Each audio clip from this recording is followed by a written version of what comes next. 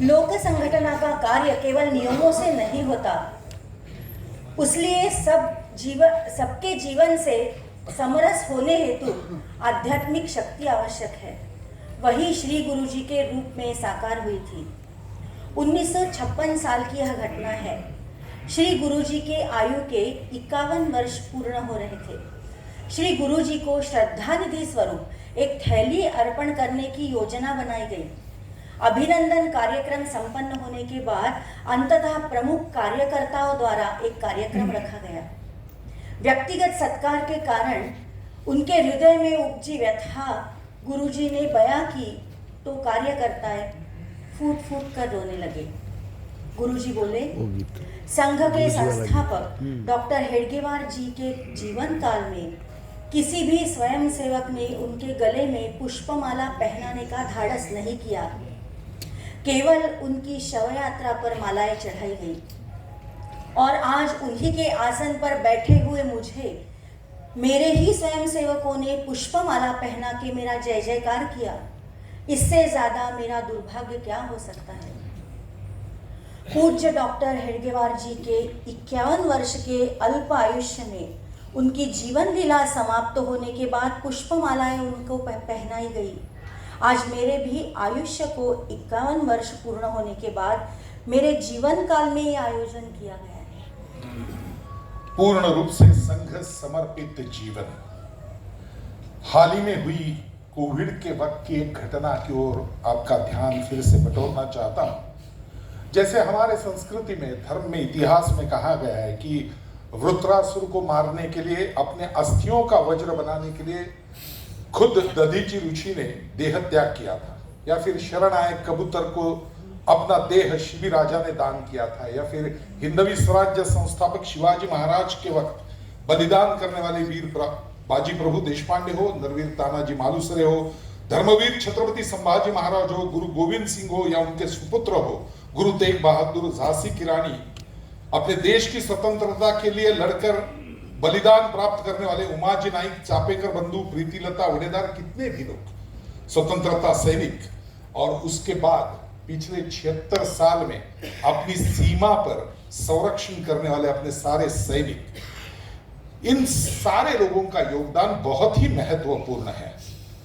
Corona चल रहा था अपने यहाँ पे, एक स्वयं सेवक कितना निष्ठावान हो सकता है, इसका ये उदाहरण है। कोरोना के वक्त समाज में काम करते वक्त उन्हें खुद कोरोना की लगात हो गई और बहुत ही प्रकृति गंभीर हो गई। अस्पताल में ले दिया गया। उस वक्त ऐसे चल रहा था कि कुछ मिल भी नहीं रहा है, लेकिन ये संघ का स्वयंसेवक था तो लोगों ने मिल चलकर उस पर सारे विचार किए, वहां पर बताया बड़े लोगों को और इंतजाम किया ताकि सारी इक्विपमेंट्स उनको मिल जाए। इक्विपमेंट्स उनको मिली और उस वक्त उन्होंने देखा एक तरुण स्वयं सेवक कोरोना बाधित वहीं पर आया है। वो उसे जानते थे और उन्होंने कहा मेरी सारी इक्विपमेंट उसे दे दो। सब बोले क्यों? वो तरुण है, उसकी पत्नी विधवा हो जाएगी, उसका घर बर्बाद हो जाएगा, मेरा तो उम्र हो गया, जितना करना था मैंने कार्यकाल कर लिया है, उसे बचाना बहुत महत्वपूर्ण है। और अपनी सारी आरोग्य यंत्रणा उसे देकर उन्होंने मृत्यु को अपनाया।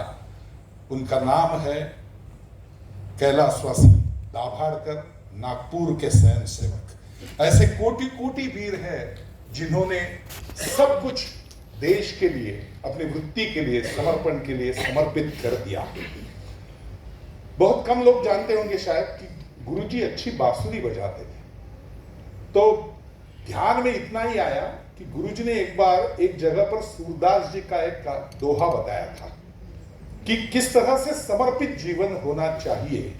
सूरदास जी ने बड़ी अच्छी शब्दों में लिखा है काव्यों में कि बांसुरी के बारे में एक बार असूया उत्पन्न हुई राधा को, और राधा बांसुरी जी से मिलने गई और बांसुरी को उन्होंने कहा कि इतना मैं त्याग करती हूं, इतना मन से प्यार करती हूं उस कन्हैया पर, फिर भी तुम्हारा सौभाग्य मुझे क्यों नहीं?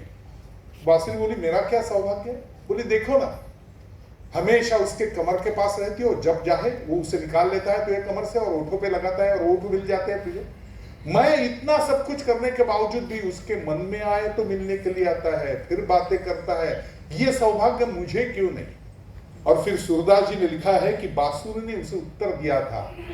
बांसुरी कहती है कि मेरे सारे परिवार को छोड़कर उसके प्यार के लिए मैं अकेली चली आई, और मतलब पूरा जो भी परिवार है उसको छोड़कर मैं आई। उसके बाद वो कहती है मैंने तन कटवायो मन कटवायो, मतलब सब कुछ उसके लिए मैंने कर दिया। मेरा तन कटवायो मन कटवायो, ग्रंथि न ग्रंथि मैं छिदवायो, फिर जैसो बजावत है शाम वैसो सूर सुनायो। मतलब मेरे प्यार की भावना, उसके मन में जो भावना है उस हिसाब से मैंने बाहर निकाली अपने शरीर से।